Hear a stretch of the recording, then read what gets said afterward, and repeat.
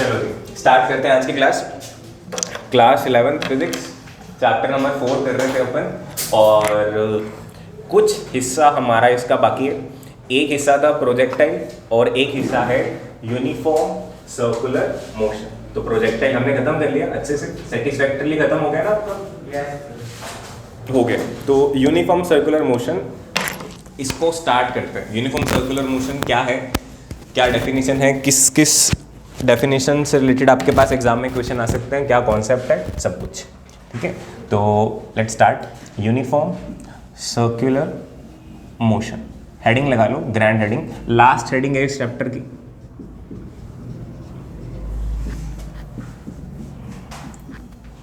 Uniform circular motion क्या होगा, इसके नाम में इसकी डेफिनेशन छुपी हुई है।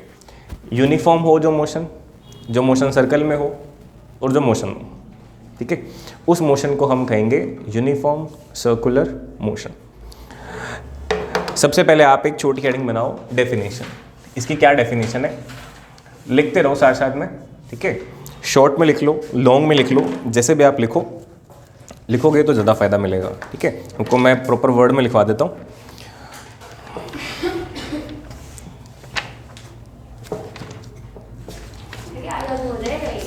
आज में मुश्किल है और कमिट करेंगे नहीं अपन आज, कल की क्लास में हो जाएगा हमारा ये। लिखो, if a particle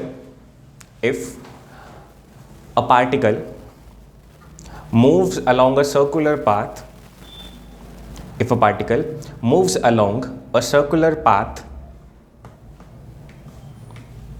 with constant speed,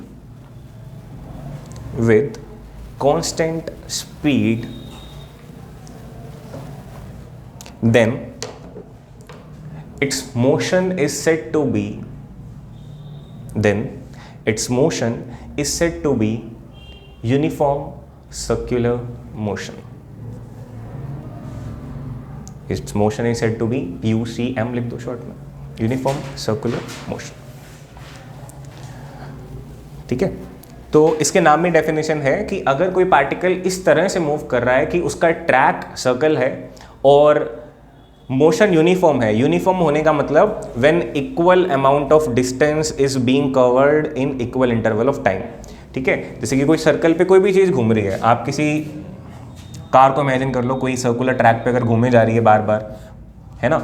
या फिर आप जैसे simple example, needle of clock के अंदर 3 नीडल होती हैं, किसी भी नीडल की आप इमेजिनेशन कर लो। तो उसका जो टिप है, उस टिप को अगर आप देखोगे तो अगर एक टिप अभी यहाँ खड़ी है, उसके बाद में वो यहाँ होगी और वापस यहाँ पे आ जाएगी। इस तरह से जो मोशन हो रहा है वो एक सर्कल में हो रहा है।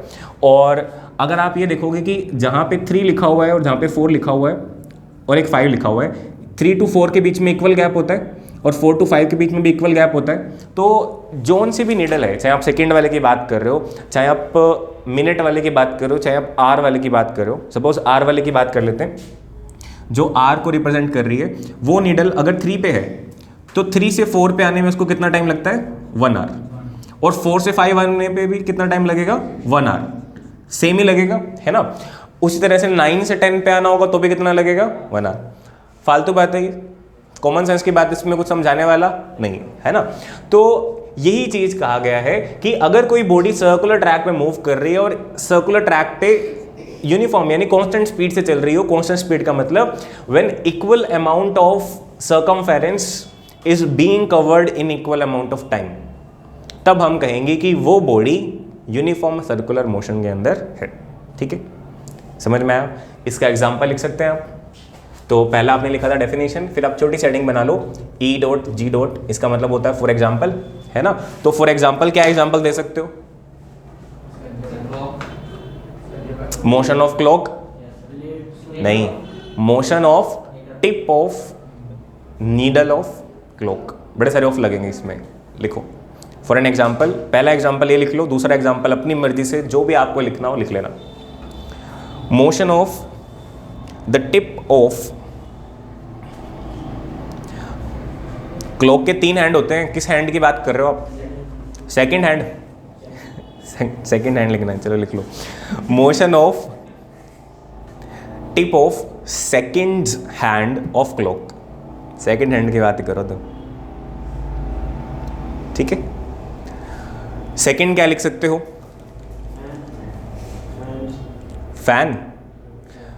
फैन के अंदर आपको यूनिफॉर्म सर्कुलर मोशन दिख सकता है, बट फैन के अंदर आपको किसका मोशन दिखेगा? लाइक फैन का जो ब्लेड है, उस ब्लेड पे कोई एक पॉइंट हो, ठीक है, हंसते नहीं ऐसे, किसी जो ब्लेड है उस पे कोई एक पॉइंट हो, तो उस पॉइंट का जो मोशन होगा that point will be in circular motion, है ना? या फिर शक्तिमान का एग्जांपल दे सकते? नहीं दे सकते। लिखो सेकंड एग्जांपल क्या लिख सकते हो? Motion of a point, motion of a point on blade of fan. इसी तरीके से आपको टॉपिक में इन्वॉल्व होना है, और कोई ऐसा क्रिएटिव एग्जांपल ढूंढ सकते हो तो ढूंढ लो।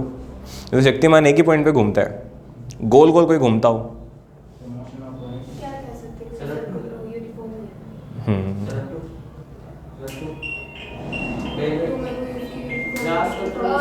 साइलेंट करके रखा करो अपने डिवाइसेस को, जो भी आपको अच्छा लगे वो लिख लेना, ठीक है?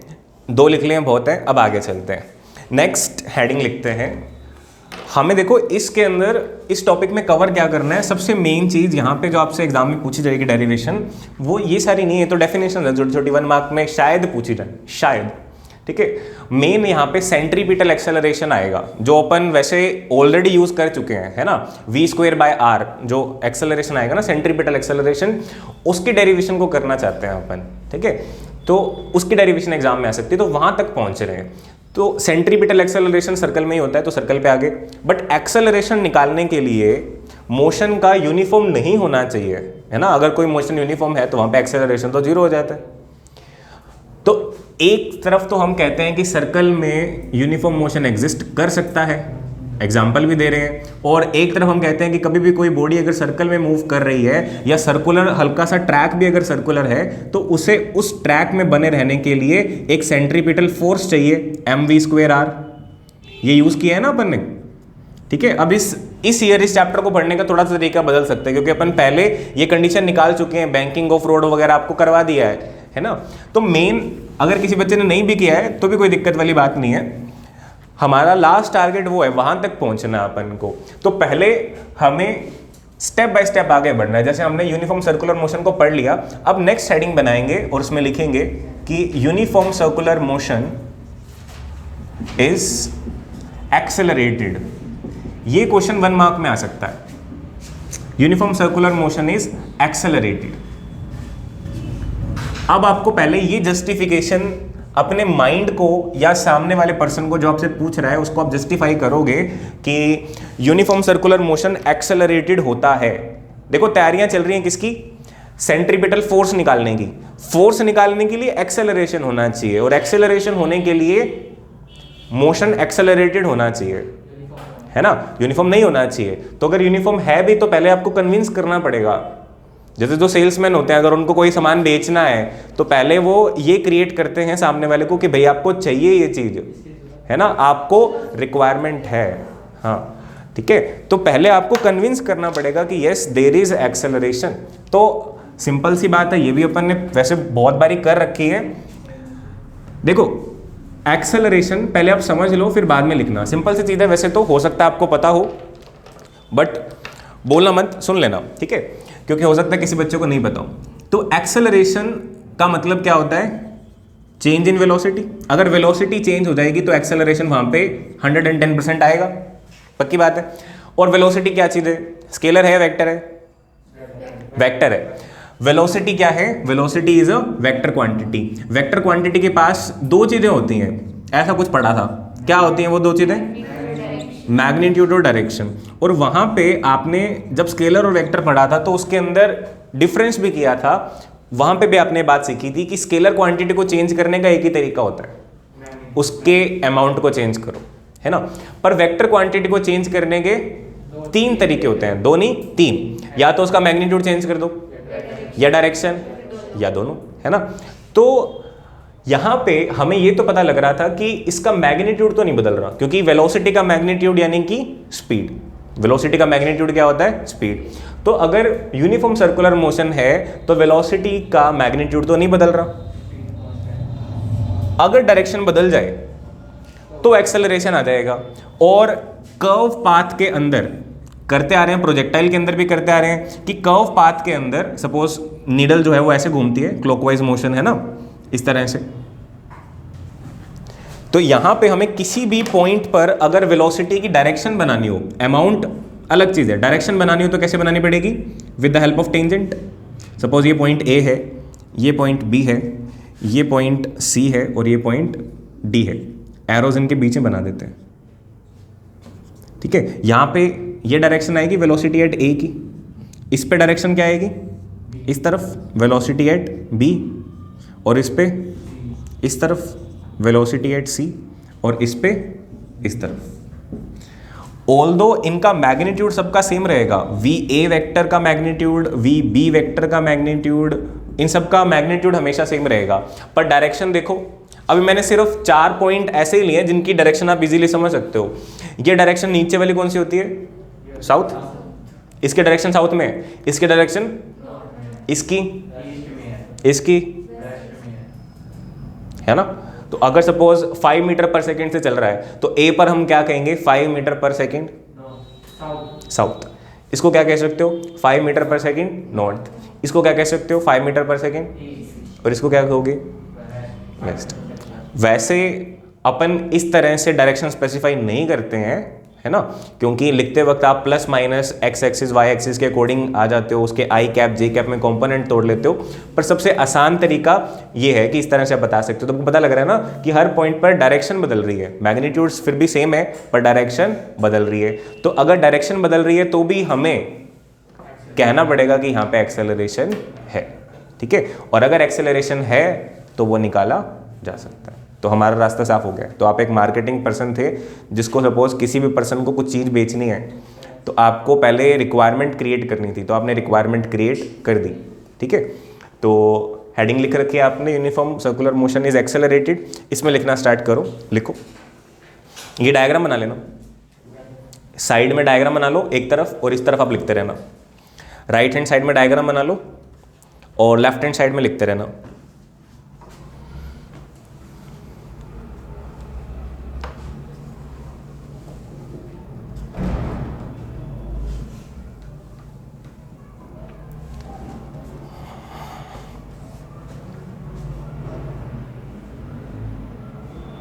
बना लिया डायग्राम? लिखो, चलो बाद में कंप्लीट कर लेना, थोड़ा सा भी रह गया तो लिखो। इन यूनिफॉर्म सर्कुलर मोशन, जल्दी लिखने के लिए शॉर्टकट यूज कर सकते हो, करो, कोई दिक्कत नहीं है, एग्जाम में नहीं करना बस। In uniform circular motion the speed of particle remains always same, the speed of particle remains always same, but its direction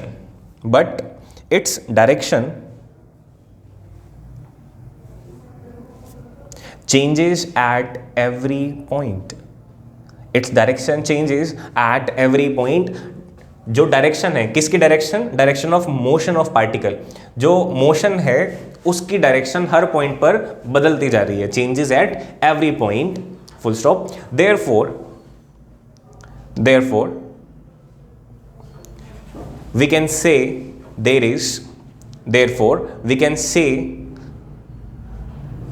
that there is change in velocity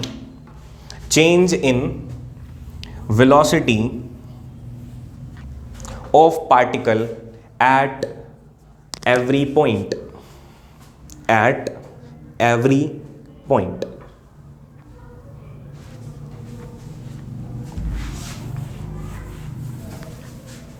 Hence,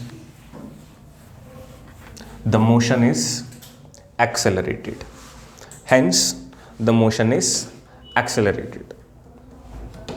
prove हो गया? हो गया, ठीक है। तो एक्सेलरेटेड मोशन है, ये चीज आपने प्रूव कर दी। क्लियर? बहुत आसान सी चीजें आएंगी, छोटी छोटी चीजें आ रही हैं, चंक्स में आ रही हैं, टुकड़ों में आ रही है, टुकड़ों में आपको दी जा रही हैं, आपने खा लेनी है, मैंने समझ लेनी है और डाइजेस्ट कर लेनी है अच्छे से। ओके, निकालनी नहीं है। आगे चलते, यूनिफॉर्म सर्कुलर मोशन आपने पढ़ लिया, एक्सेलरेटेड है ये आप जस्टिफाई कर सकते हो, ये 1 मार्क का क्वेश्चन बनता है, 1 मार्क का ही बनता है ये, ठीक है। आप एग्जाम में इतनी थ्योरी लिखने का टाइम नहीं हो तो ब्लॉक डायग्राम से भी बता कह सकते हो कि मैग्नीट्यूड सेम है, डायरेक्शन चेंज हो रही है, इसका मतलब एक्सेलरेशन है, और एक्सेलरेशन है तो एक्सेलरेटेड है, किसी भी तरीके से बताया हो, ठीक है। मेहनत भी कम लगती है इसमें और अच्छा भी लगता है, ठीक है। अब हमें एक्सेलरेशन निकालना है। एक्सेलरेशन निकालने के लिए अब आपको कुछ एक तैयारियां करनी पड़ेंगी। ये एक्सेलरेशन मेनली एंगुलर एक्सेलरेशन से आएगा, क्योंकि एक तरह से डायरेक्शन चेंज हो रही है, सिर्फ वैल्यू तो कोई चेंज हो नहीं रही। तो अभी आपको कुछ एक टर्म्स सीखनी है, ठीक है। तो नेक्स्ट हेडिंग बनाओ, few terms related with circular motion. Few terms related with circular motion. देखो मैं यूनिफॉर्म सर्कुलर मोशन नहीं लिख रहा, और मैं बता रहा हूँ इसका मतलब ऐसा नहीं है कि मैं भूल गया इसलिए नहीं लिख रहा, जानबूझ के नहीं लिख रहा, क्योंकि जो बातें सीखनी है वो सर्कुलर मोशन के लिए सीखनी है। चाहे यूनिफॉर्म हो चाहे नहीं हो, दोनों जगह पे वो बातें काम में आएंगी, ऐसी बातें सीखनी है अपने को, ठीक है। तो कुछ कुछ चीज़ें सीखनी है, जैसे कि जो नंबर 1 चीज़ आपको सीखनी है, that is number 1 is angular displacement. तो शांति से आराम आराम से धीरे धीरे हमारा टॉपिक होता रहेगा, एंगुलर डिस्प्लेसमेंट। आप बस ये ब्लू ब्लैक के अंदर स्विच करते रहो, अगर आप यूज़ कर रहे हो 2 पेन तो, नहीं तो हेडिंग और मैटर इसके बीच में स्विच करते रहो। कि आपके पास सबसे पहला वर्ड आया एंगुलर डिस्प्लेसमेंट। डिस्प्लेसमेंट वर्ड आपके पास ऑलरेडी था, डिस्प्लेसमेंट आपको समझ में आ रखा है, और लास्ट चैप्टर में तो आपको डिस्प्लेसमेंट क्यों एग्जिस्टेंस में आया उसका रीजन भी दे दिया है ना। अब आपके सामने आ रहा है एंगुलर डिस्प्लेसमेंट। ये क्या चीज़ है, नाम में ही काम है इसका। एंगल की नज़र से जो डिस्प्लेसमेंट हो रहा होगा उसको हम कहेंगे एंगुलर डिस्प्लेसमेंट। आप अपने आप को सेंटर पे समझ लो और सोच लो कोई भी एक पर्सन, आपका नॉन पर्सन आपके चारों तरफ गोल गोल घूम रहा है, ठीक है। आपका कोई एक दोस्त गोल गोल घूम रहा है चारों तरफ और आप सेंटर में खड़े हो। तो अभी आपने देखा तो वो सामने दिख रहा था, बट अगर आप उधर ही देखते रहोगे तो क्या वो आपको दिखेगा नेक्स्ट सेकंड में? नहीं दिखेगा ना। तो नेक्स्ट सेकंड में अगर आपको देखना है तो आपको अपना जो हेड है वो घुमाना पड़ेगा, उसको डिस्प्लेस करना पड़ेगा, है ना। डिस्प्लेस तो करना पड़ेगा, बट अपनी पोजीशन से आगे आए हो या पीछे आए हो ऐसा कुछ किया आपने नहीं। तो सिंपल डिस्प्लेसमेंट तो आप अपने हेड को नहीं दे रहे, पर कौन सा डिस्प्लेसमेंट दे रहे हो? एंगुलर डिस्प्लेसमेंट दे रहे हो, सिर्फ रोटेट कर रहे हो, ठीक है। तो उस डिस्प्लेसमेंट को बोलते हैं एंगुलर डिस्प्लेसमेंट, ठीक है। माने ये एंगल में मेजर होगा। सिंपल डिस्प्लेसमेंट किस में मेजर होता है? लेंथ में, तो उसकी यूनिट आती है metre. Angular displacement is an angle और इसकी यूनिट आएगी रेडियन। डिग्री में भी मेजर कर सकते हैं, बट ऐसा यूनिट क्या होती है? रेडियन, ठीक है। तो बात तो वही है, आप किसको देख रहे थे? आप यहाँ पे खड़े होकर के एक पर्सन को देख रहे थे जो गोल गोल घूम रहा है। अब ये अपनी पोजीशन से यहाँ पे आ चुका है ना। तो आपको पहले यहाँ देखना पड़ रहा था, अब आपको कहाँ देखना पड़ रहा है? यहाँ पे। क्यों देखना पड़ रहा है? क्योंकि वही तो घूमा है, आप थोड़ी घूमे हो। आपको अगर उसको देखना है, अगर आपको देखना नहीं है तो छोड़ पर कहीं जाता रहे, हमें क्या लेना देना। बट आपको है कि नज़र भी रखनी है, सपोज आपने पनिशमेंट दी कि गोल गोल घूम, है ना। तो अगर वो घूम रहा है आपके चारों तरफ और आपको देखना है उसको, तो आपको फिर अपने चेहरे को घुमाना पड़ेगा ऐसे, क्योंकि वो घूमा है, ठीक है। सिंपल, वो अपने दिमाग में रखो, यहाँ मत बताओ तुम, ठीक है। तो ये इसको अपन रिप्रेजेंट करेंगे by the help of delta theta. Theta symbol होता है किसका? एंगल का। जैसे डिस्प्लेसमेंट को किससे रिप्रेजेंट करते थे? डेल्टा एक्स से करते थे ना। एक्स का मतलब पोजीशन, तो डेल्टा एक्स मतलब चेंज इन पोजीशन। थीटा का मतलब एंगल, तो डेल्टा थीटा मतलब चेंज इन एंगल। सपोज पहले जो भी एंगल हो उसको थीटा 1 कह दो, बाद में जो भी एंगल हो उसको थीटा 2 कह सकते हो। तो डेल्टा थीटा क्या आ जाएगा आपके पास? थीटा 2 माइनस थीटा 1, ठीक है। इस तरह की सारी बातें आपको समझ में आनी चाहिए। लिखेंगे कुछ कुछ लिमिटेड बातें जो ऑफिशियली लिखनी चाहिए आपको, ठीक है। डायग्राम आप बना लो। डायग्राम के अंदर आप ये लिख लो, इसको लिख लो इनिशियल पोजीशन, बना लो डायग्राम, और उसको लिख लो final position. This is final position. Simple simple सी चीजें ध्यान रखना है। Angular displacement and simple displacement में फर्क क्या है? इनकी यूनिट अलग है, इनके डायमेंशन अलग है, इनका नाम सिर्फ सेम है, सरनेम सेम है इनका, है ना, हरकतें बाकी अलग अलग हैं। आप ऐसा करो, डेफिनेशन लिख लो, डायग्राम बनाते रहना। लिखो, it is defined age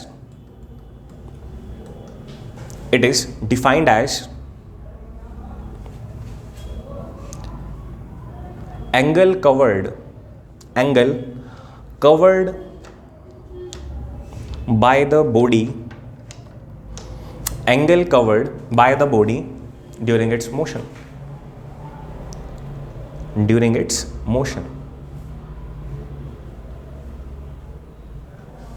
bracket में लिख लेना सर्कुलर। इसको एक और तरीके से डिफाइन किया जा सकता है जो मैं आपको वर्बली बता देता हूं, if you are interested you can write, कि एंगुलर डिस्प्लेसमेंट को मैथमेटिकली कैसे निकाला जा सकता है। मैथमेटिकली इसकी डेफिनेशन ये बनेगी कि it is the angle between the radius या angle made by the radius between two positions, between initial and final position, है ना। एंगल निकाला कैसे जाएगा, बनेगा किन के बीच में, रेडियस के बीच में एंगल बनेगा, ठीक है। समझ में आ रही है बात। ये जो डेल्टा थीटा बनेगा, अब देखो इस जगह पे मैं इस एंगल को कहूं तो डेल्टा थीटा कह सकता हूं, यहां पे मैं ऐसे लाइन बनाता तो भी डेल्टा थीटा ही बोलता, और ये वाला जो एंगल है इस एंगल को भी मैं डेल्टा थीटा ही बोलूंगा ना, बोलूंगा है ना, इसको भी डेल्टा थीटा ही बोलूंगा, ठीक है। इस एंगल को, अब इस जगह को थोड़ा सा खाली करते हैं। अब आप ये देखो कि इस एंगल को आप कैसे निकाल सकते हो कि कोई बॉडी कितना, अगर आपको ये पता चल जाए कि यहां से यहां तक का डिस्टेंस कितना है, तो क्या आप इसको फाइंड आउट कर सकते हो। एक्चुअली में यहां से यहां तक तो ट्रैक है ना, उस बंदे ने यहां से यहां तक कुछ मूव किया है तो कुछ डिस्टेंस कवर करना पड़ा होगा उसको। ये दो चीजें चल रही है, अब आप समझते हैं ना कि पर्सन क्या कवर कर रहा है, अपनी तरफ से तो वो बंदा भाग रहा है, उसको तो पनिशमेंट मिली, तो उसको तो ये दिख रहा है कि मुझे गोल गोल घूमना है, तो उसने तो डिस्टेंस कवर किया है। आपकी नज़र से आपने तो सिर्फ एंगल चेंज किया है। तो अगर आपको ये पता करना हो कि आपने कितना एंगल चेंज किया है या आपको कितना एंगल चेंज करना है, तो आपको वो पता लग सकता है अगर आपको ये पता चल जाए कि वो कितना आगे गया है। कैसे, एक सिंपल सा मैथमेटिकल रूल है ना, angle is equal to arc upon radius, है ना। तो अगर आपके पास ये हो, ये लेंथ हो तो आपके पास डेल्टा थीटा आ सकता है कि नहीं आ सकता, आ सकता है।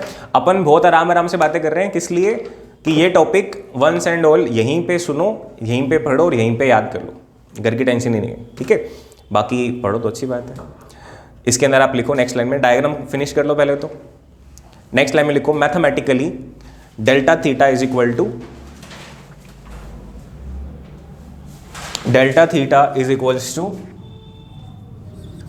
क्या बनेगा बताओ, डेल्टा एस अपॉन आर। और यहां से आपको दिख जाएगा, देखो डेल्टा एस ये सर्कमफेरेंस का कुछ हिस्सा है जिसको निकालने का तरीका आपने सीखा था, theta upon 360 into 2 pi r, है ना, लेंथ ऑफ आर्क। और मीटर में आएगा ये, रेडियस ये भी मीटर में आएगा, है ना, मतलब ये भी लेंथ का डायमेंशन है और ये भी, तो दोनों अगर ये भी लेंथ है ये भी लेंथ है तो ये कैसा रहा, लुट गए, तो डायमेंशन ऐसा ही है। तो इसकी यूनिट क्या है, लिखो ऐसा यूनिट रेडियन, और dimension no dimension, it is dimensionless quantity.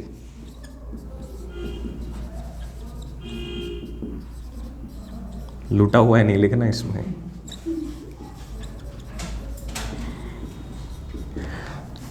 It is a dimensionless quantity.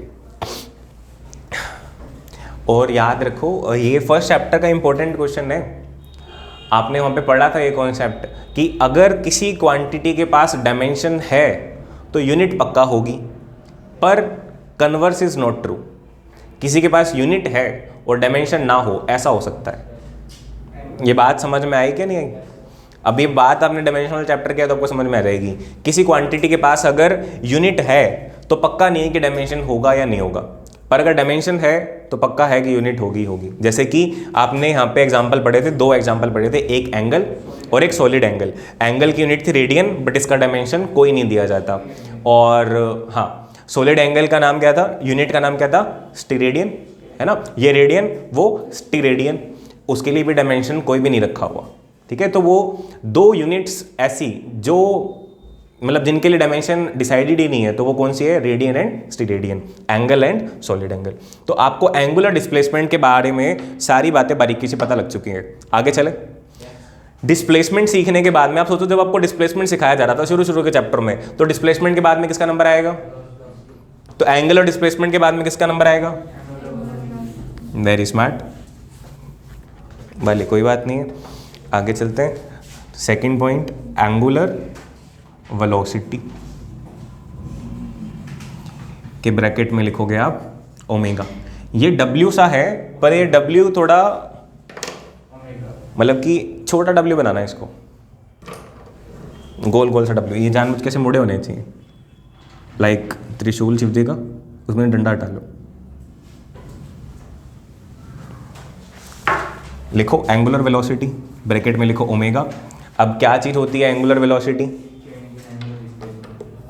क्या बात है, काफी इंटेलिजेंट बच्चे आए हुए हैं आज। लिखो, इट इज डिफाइंड एज, लिखो it is defined as change of angular displacement with respect to time. It is defined as change of angular displacement with respect to time,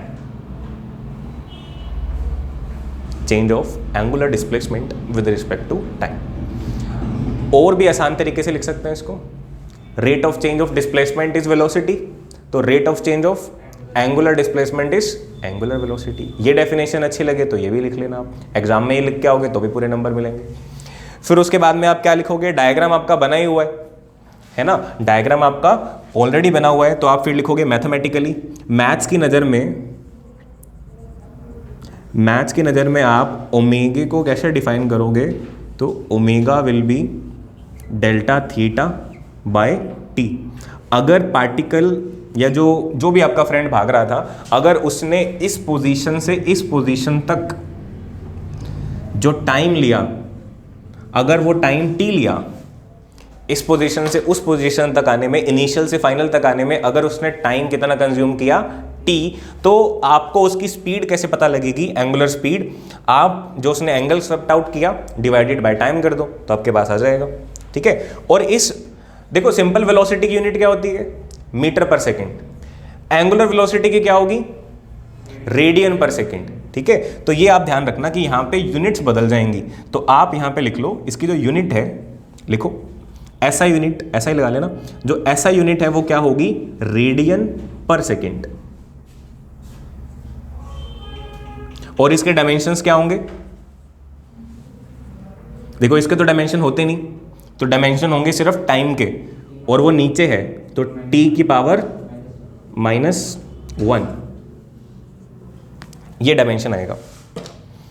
ये जो लिखा हुआ है t की पावर -1, ये फ्रेम में जा रहा है क्या, इसमें जा रहा है, चलो इनको हटा देते हैं, ये ऐसे ही पड़े हमारे पास। चलें आगे, इसके अंदर आप एक नोट लिख लो, हैशटैग नोट। याद है आपने वेलोसिटी के अंदर इंस्टेंटेनियस वेलोसिटी करके कुछ सीखा था, वैसे यहाँ पे भी इंस्टेंटेनियस एंगुलर वेलोसिटी अगर आपको निकालनी होगी तो वो कैसे निकलेगी, वो हो जाएगा dq/dt।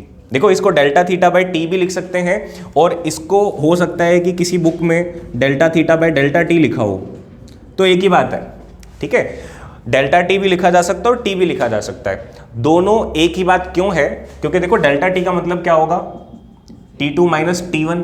और मोस्टली हम सारे के सारे प्रोसेस जब भी स्टडी करते हैं तो इनिशियल टाइम को अपन जीरो लेके चलते हैं, कि पर्सन ने यहाँ से चलना स्टार्ट किया तो टाइम जीरो था, उसके बाद में काउंट करना स्टार्ट कर रहे हैं कि यहाँ से यहाँ तक आने में 5 सेकंड उसने लिए, तो T2 की वैल्यू को आपको 5 सेकंड रखना पड़ेगा और T1 को आपको 0 रखना पड़ेगा, तो ऑब्वियसली ये 5 के इक्वल ही आएगा ना।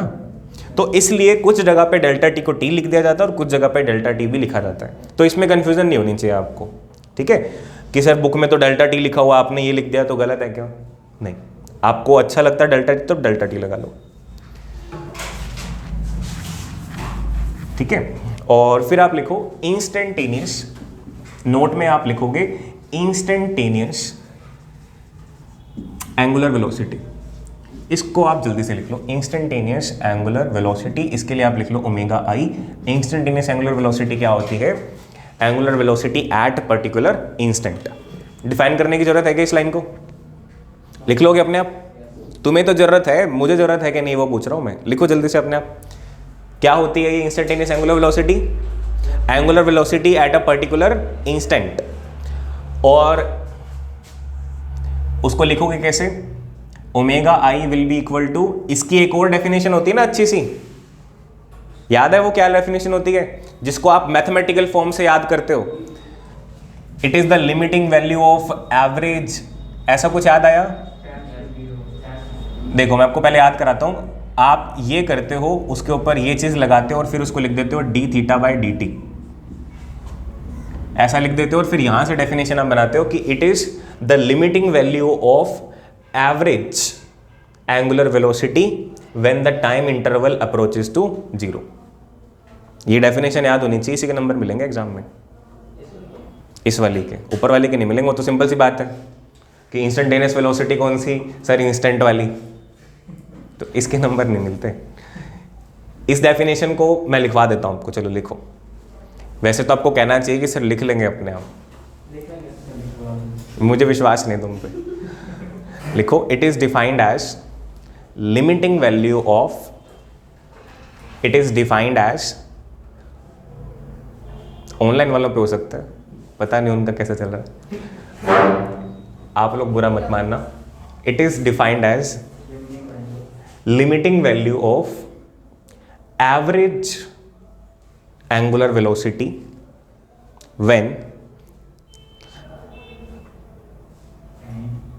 when time interval approaches to 0। ठीक है, when time interval approaches to 0, full stop, यहां तक लिखो। अब एक नॉर्मल बच्चा ये पूछ सकता है कि सर आपने एवरेज वेलोसिटी तो पढ़ाई नहीं, यूज कहां से कर ली? तो एक ही बात है, ये जो वेलोसिटी हमने पढ़ते हैं ये एवरेज वेलोसिटी होती है, जिसके अंदर पूरे एंगल को पूरे टाइम से डिवाइड कर दिया तो वो एवरेज ही तो है। कि ये पर्सन यहाँ से भाग करके ऐसे थोड़ी इधर से गायब और इधर प्रकट हो गया अचानक से, यहाँ से होकर के ही गया है वो, तो आपने टोटल एंगल को टोटल टाइम से डिवाइड किया तो वो एवरेज वेलोसिटी आई है। हो सकता है यहाँ से यहाँ तक भागते भागते यहाँ पे उसकी स्पीड ज़्यादा हो और धीरे धीरे कम हो गई हो, है ना? स्टार्टिंग में जोश ज़्यादा होता है, बाद में भागते भागते थोड़ा जोश कम हो सकता है। ठीक है, तो average velocity is something different from instantaneous velocity, ये चीज हमने लिख ली है। और इसको मैथमेटिकली कैसे निकाला जाता है? डिफरेंशिएशन आपको करना पड़ेगा थीटा का विद रिस्पेक्ट टू टाइम। इसका मतलब थीटा आपको डिफाइन किया जाएगा in the terms of T. इस चीज को समझा करो आप हर बारी। इसका मतलब सपोज आपको थीटा कुछ इस तरह का दिया होगा, लाइक 3 + 2t रेडियंस, ऐसा दिया होगा, तब जाकर के आप निकाल सकते हो इसको। आप इसका डिफरेंशिएशन करो, क्या आएगा?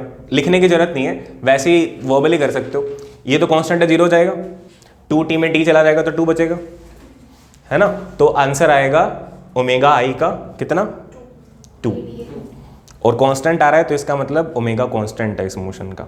अगर 2t² होता तो d थीटा बाई dt क्या आता? इसका 0 4t आता, मतलब 40 नहीं 4t।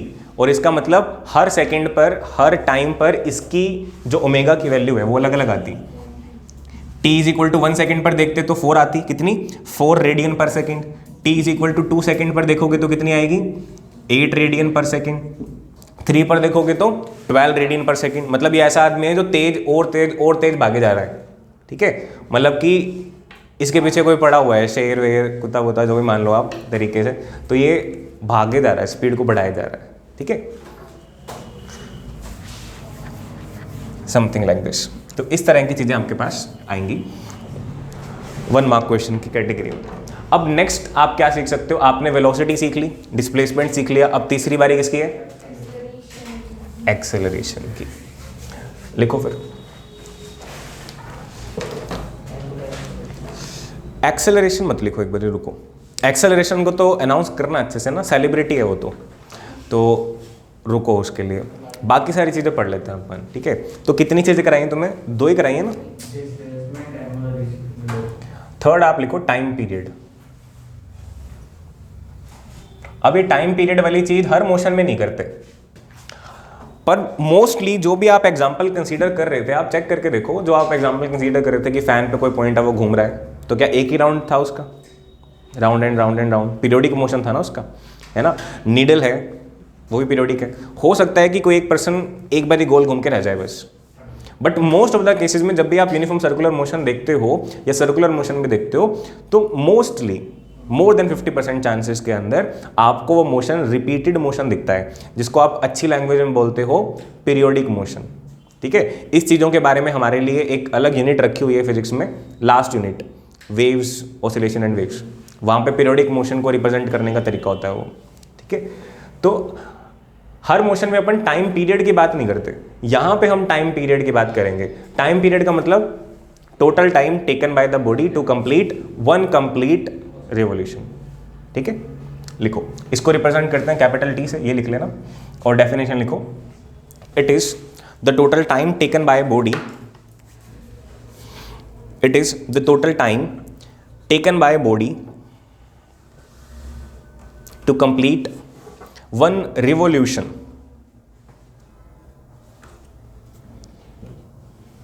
to complete one revolution along its circular path, along its circular path, one complete revolution along its circular path। अब इसका क्या फॉर्मूला होता है? इसका कोई फॉर्मूला नहीं होता, या हो सकता है time is equal to distance upon time, तो 2 पाई आर बाय वी हो सकता है ना। v का मतलब अब वेलोसिटी है, सिंपल तरीके से निकाल रहे हैं अपन इसको, क्योंकि टाइम तो स्केलर क्वांटिटी है ना, उसको तो आप निकाल ही सकते हो। इस तरह का इसका फॉर्मूला हो सकता है, अगर आप लिखोगे तो लिख लो इसका फॉर्मूला। और टाइम की यूनिट बताने की जरूरत तो नहीं ना, बस लिख लो इसकी यूनिट क्या है और इसके डायमेंशन क्या है। निकाला कैसे? बिल्कुल बताएंगे। Time is equal to distance upon speed लिख सकते हैं। हाँ जी, एक राउंड में डिस्टेंस कितना होता है? 2 पाई आर। एक राउंड में जो डिस्टेंस है, एक सर्कमफेरेंस यानी 2 पाई आर, और स्पीड अगर इसकी v ले रहे हैं अपन तो v आएगा। डायमेंशन क्या होंगे इसके? टाइम मेजर करते हैं सेकंड में, सेकंड्स ब्रैकेट में s, और डायमेंशन विल बी t। मतलब थोड़ा अच्छा लिखना बढ़ा करके तो आप इसको ऐसा लिख सकते हो, m0 l0 t1, बाकी t लिख दिया तो भी बहुत है, ठीक है। तो टाइम पीरियड लिख दिया अपन ने। और जब जब टाइम पीरियड की बात आती है तब एक और वर्ड की बात आती है। क्या बात है, आज काफ़ी इंटेलिजेंट बच्चे तुम्हारे बीच में बैठे हैं। तो फ्रीक्वेंसी, 9th क्लास में आपने चैप्टर नंबर 12 साउंड में पढ़ी थी ये बातें। फ्रीक्वेंसी को कैसे रिप्रेजेंट करते हैं? न्यू से, है ना। एक न्यू सिंबल आया था आपके पास, न्यू, जिसमें वी के ऐसे तोते से उड़ा रखे होते हैं ऊपर से, है ना, न्यू बोलते हैं ना इसको। फ्रीक्वेंसी का मतलब क्या होता है? ये चीज समझने में अलग है और लिखने में अलग है ना। जैसे टाइम पीरियड बिल्कुल सिंपल चीज है, जितना टाइम लग रहा हो टाइम पीरियड। फ्रीक्वेंसी का मतलब how frequently an event is being occurred, ठीक है, कितना फ्रीक्वेंटली हो रहा है। मान लो कि 2 बंदे हैं, दोनों गोल गोल घूम रहे हैं, एक की फ्रीक्वेंसी कम है, एक की फ्रीक्वेंसी ज़्यादा है, तो मतलब ज़्यादा वाला ज़्यादा घूम रहा है। मतलब कि आप अगर देख रहे होगे तो जिसकी फ्रीक्वेंसी ज़्यादा हो सकता है कि वो आपको 2 बार ही दिख गया, और कम फ्रीक्वेंसी वाला एक ही बार दिखेगा, है ना, क्योंकि वो मच फ्रीक्वेंटली जा रहा है, ठीक है। समझ गए ना, कि जैसे मान लो जो हमारे क्लोज फ्रेंड्स हैं या क्लोज रिलेटिव्स हैं, वो ज़्यादा फ्रीक्वेंटली हमारे घर पे विजिट करते हैं या हम उनके विजिट करते हैं, और जो दूर वाले हैं उनसे हाय हेलो वीडियो कॉल या फिर जयराम देखिए कर सकते हैं। नहीं करते तो वो तुम्हारी बात अलग है, कर तो सकते हैं। तो फ्रीक्वेंसी क्या होती है, इसकी जो कॉन्सेप्चुअल डेफिनेशन है, पहले आप इसकी 2 डेफिनेशन लिखोगे। एक तो आप लिखो कॉन्सेप्चुअल, जो एग्जाम में नहीं लिख कर क्या नहीं, आपकी समझ के लिए। तो conceptual means it refers to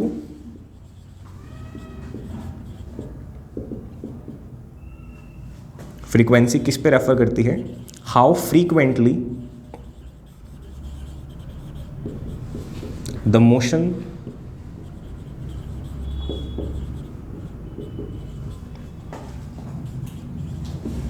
is being done.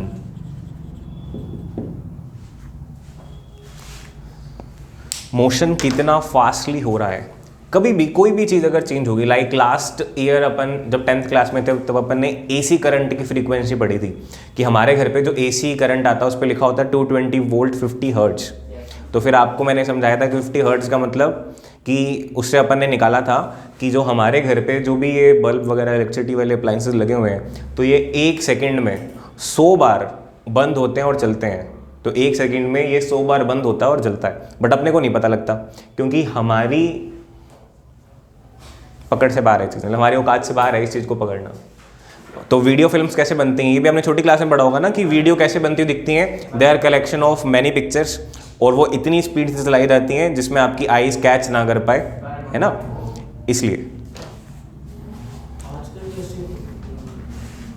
आजकल भी ऐसे ही होता है पर वो डिजिटली सेव्ड होती हैं। पहले रील पे सेव होती थी, अब डिजिटली डाटा सेव होता है। वो नहीं होता FPS सीखते हो आप, जैसे कोई भी वीडियो होती है उसकी क्वालिटी लिखी होती है या क्वालिटी में आप पिक्चर क्लिक करते हो तो उसमें आपको ऑप्शन मिलता है कि 720 पे जाना है, 1080p पे जाना है, या उसके बाद भी 4K होता है, 8K होता है ना।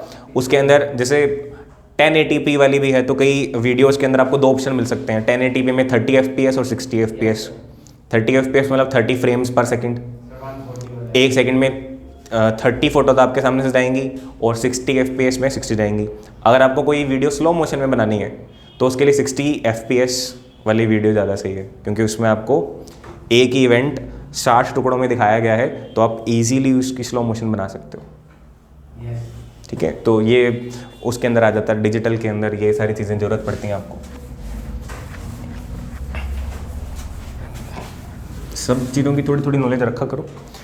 तो अब हमारे पास आ गया फ्रीक्वेंसी का कॉमन नाम आ गया, कॉमन डेफिनेशन आ गई। अब इसकी ऑफिशियल डेफिनेशन लिख लेते हैं। लिखो, क्या लिखेंगे? It is defined as number of revolutions. It is defined as number of revolutions completed in per unit time. Completed in per unit time.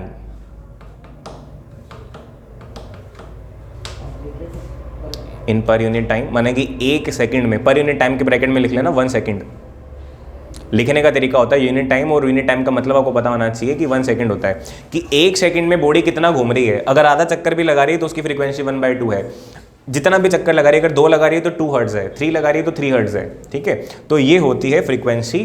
और मैथमेटिकल डेफिनेशन क्या होती है? 3 डेफिनेशन है इसकी। तीसरी डेफिनेशन लिखो, मैथमेटिकल डेफिनेशन। वो क्या है? It is reciprocal of time period. जल्दी से लिख लो इसको, it is reciprocal of time period. और टाइम पीरियड का रेसिप्रोकल करोगे तो आपके पास फ्रीक्वेंसी आ जाएगी। नीचे लिखोगे that is nu is equal to 1/t। और फिर आप लिख सकते हो इसकी ऐसा यूनिट क्या है। सिंपल सी बातें कर रहे हैं अपने, तो ऐसा यूनिट है इसकी सेकंड इनवर्स। और 1 यूनिट से तो हमारा काम चलता ही नहीं, तो हम लिखेंगे हर्ट्ज, HZ। हर्ट्ज पूरा लिखोगे तो H स्मॉल, और ये सिंबल यूज करोगे तो H कैपिटल Z स्मॉल। फिर उसके बाद में इसके डायमेंशंस T-1 ये आ गया आपके पास। ठीक है, कोई दिक्कत किसी तरह की? हर्ट्ज ये साइंटिस्ट थे, Heinrich Rudolf Hertz, HR Hertz थे, इनके नाम पे रखा हुआ है। ये 9th क्लास में भी आपके पास आए थे, 11th में भी आ गए, 12th में 2 यूनिट में पढ़ेंगे इनको। वहाँ तक गए तो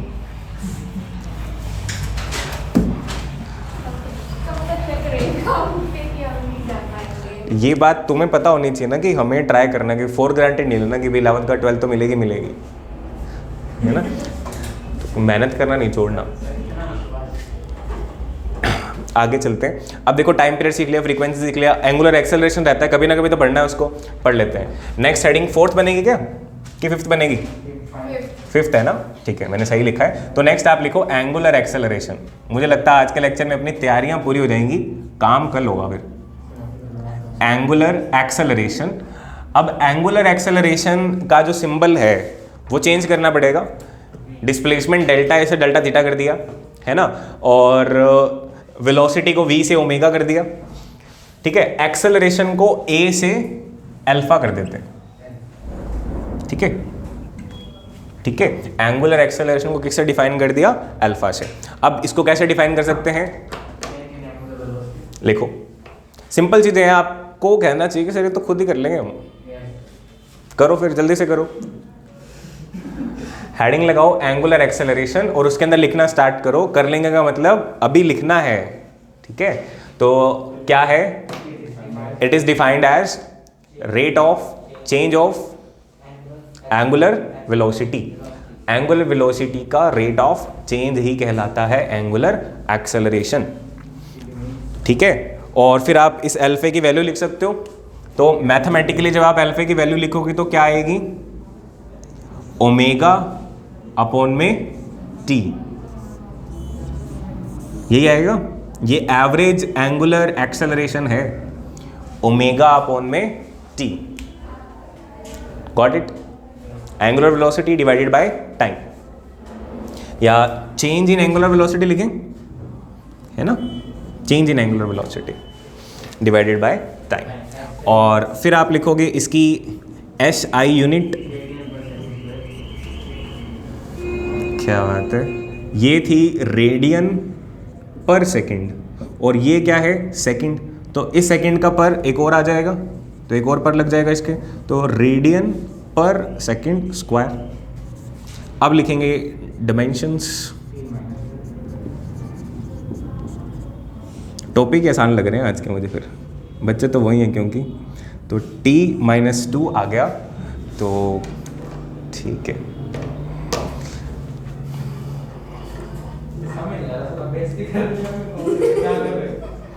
समझ तो मैं आ गया, तो मैं एक्सेप्ट नहीं करना चाह रहे हैं। T-2 लिख दो यहाँ पे, ये डायमेंशन आ गई इसकी, ठीक है। यहाँ पे देखो L हटा लिया गया है, आप ध्यान से देखोगे ना तो L हटा लिया। डिस्प्लेसमेंट में L आ रहा था, कुछ नहीं आ रहा है ना। वेलोसिटी में T-1 आ रहा था, T-1 आ रहा है। एक्सेलरेशन में T-2 आ रहा था, T-2 आ रहा है। L हट गए हैं सारे, ठीक है। तो अब आप हैशटैग नोट लगा करके लिखोगे, जैसे वहां पे लिखा था इंस्टेंटेनियस, तो यहाँ पे भी लिखोगे, है ना। हर जगह पे लिखना है। जब भी रेट ऑफ चेंज आएगा तो रेट ऑफ चेंज दो तरह का हो सकता है, एक एवरेज और एक इंस्टेंटेनियस।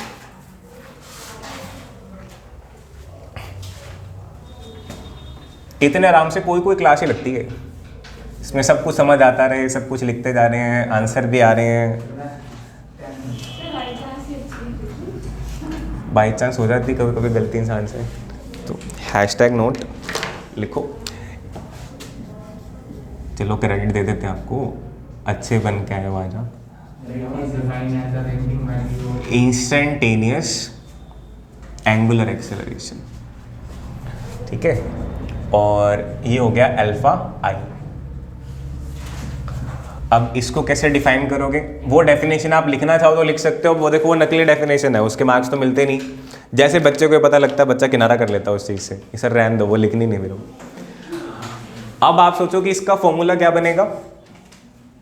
मुझे भी इसका फॉर्मूला याद है, डेफिनेशन मैं उसके हिसाब से याद कर लेता हूँ कि लिमिट लगा दूंगा मैं del omega by del t वाला जो फॉर्मूला है, इस पे मैं डेल्टा टी पे लिमिट लगा दूंगा, डेल्टा टी अप्रोचेस टू 0, और ये जो अल्फा आई है ये बन जाएगा D omega by D T. तो यहीं से मैं डेफिनेशन बना लूंगा। देखो, लिख लोगे क्या? लिखवाऊं? It is defined as limiting value of average angular acceleration when time interval approaches to 0। क्या बात है, बहुत बढ़िया।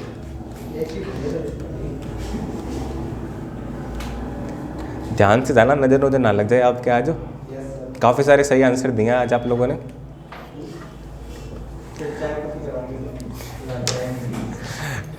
लिख लिया आपने, ठीक है।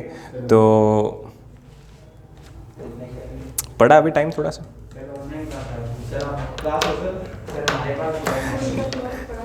नेक्स्ट आप लिखो एक रिलेशन लिखते हैं। अब क्या है, लगभग क्वांटिटीज़ आपको मैंने करवा दी हैं। अब आपको मतलब तैयारियां हो गई हैं, अब मतलब घर पे सारा सामान वामान आ गया, अब फंक्शन स्टार्ट करना। तो छोटे छोटे फंक्शन है, लाइक सबसे पहला फंक्शन है, कुछ भी मान लो तुम अपने हिसाब से, relation between A and alpha. A and alpha के बीच में, ए और अल्फा समझते हो ना, ए क्या है? सिंपल एक्सेलरेशन, क्या बात है। अल्फा क्या है? Angular acceleration.